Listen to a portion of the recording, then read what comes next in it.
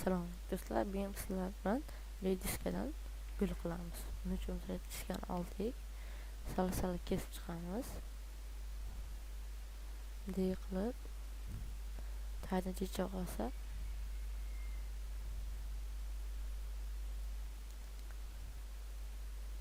ikkitasi qilib kessak, mana bitta, ikkita, uchta, to'rtta kesilgan yeri bo'ldi.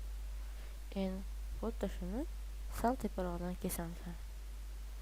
1 millimetr sal teparoqdan kesib chiqamiz.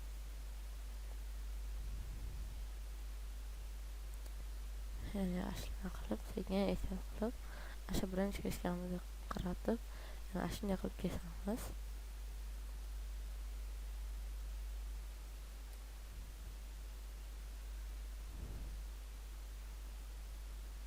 Mana kesib oldik.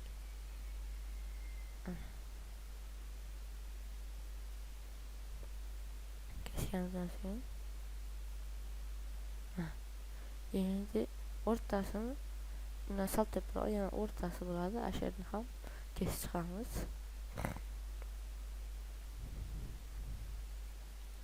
Tepasidan kesdik, o'rtasidan bitta yuzib qo'yamiz. Mana kesildi. Endi rediskani olib yupqa qilib kesamiz. Kesgandan so'ng kesilgan rediskalarimizni kesgan rediskani orasiga qo'yib chiqamiz. Mana bunday qilib qo'yasiz.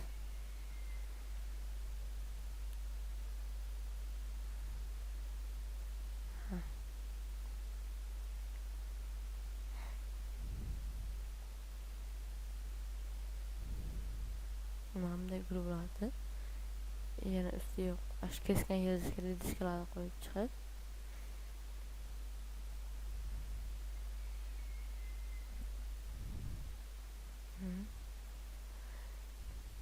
mana rediskamizdan qildik.